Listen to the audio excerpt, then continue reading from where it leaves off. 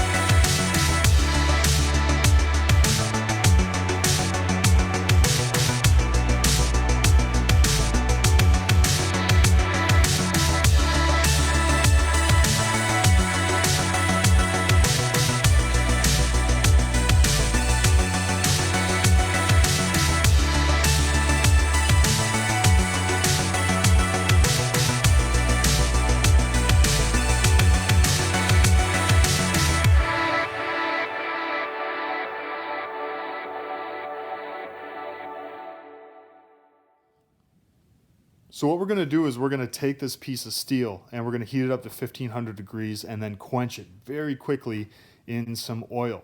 What that's going to do is harden the steel, but not only harden it, it makes it brittle. So after it comes out of that oil, we're going to stick it into an oven and we're going to bake this knife at 400 degrees for 2 hours. And that's going to take away that brittle factor, but make that steel nice and tough.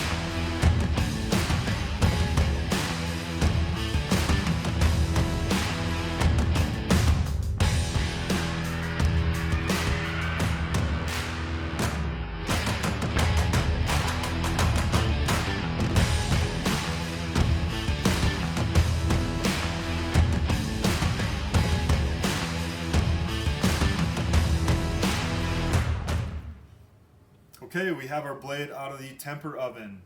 We cycled that for 2 hours at 400 degrees, which took that hard steel that was also brittle and made it nice and tough. So now it is going to perform like a chef knife should. What we're going to do next is put the flats, grind all of this nice and truly flat because things might have warped a little bit in heat treating. And also this blade is very thick at the moment. So we're going to take quite a bit of meat off and slim it down.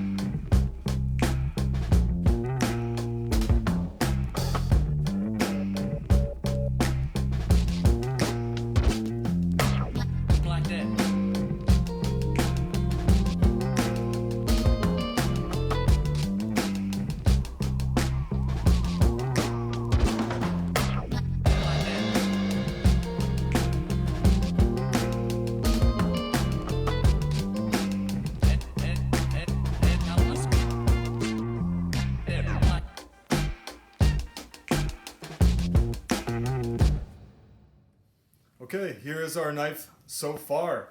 I put the flats on there, getting it nice and true. Then I set it up with that center mark going down, kind of giving me a really nice guideline of where my true center was. And then I was grinding those bevels down to that center mark, that center line. I actually jumped up in grits. So I started out with a 60 grit, moved up to a 180, and then a 240, 320, 600, and then I went up to a 1,000 grit cork belt on there. So basically what that did is that's getting me ready for the next phase, which is going to be actually getting in there and just all hand sanding. And everybody loves hand sanding a lot. And that's not true because it takes forever. It's very tedious. But what hand sanding does is it just gives you an extremely nice finish. It gives you a chance to even everything out really, really nicely. Right now, this cutting edge, if you can hear that, that's down to a couple thousandths of an inch. It's pretty much down to sharp. I've actually cut myself once on it already, so that's a testament.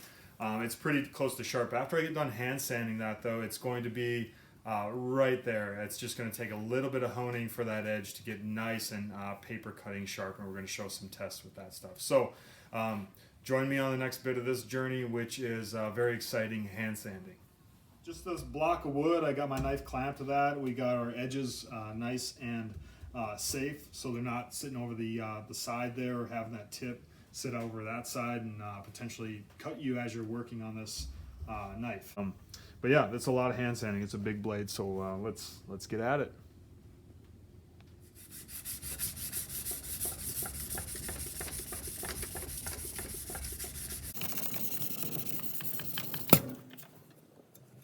You want to turn and look at it every angle that you can, get some really good light on it. You're going to see marks you didn't see before.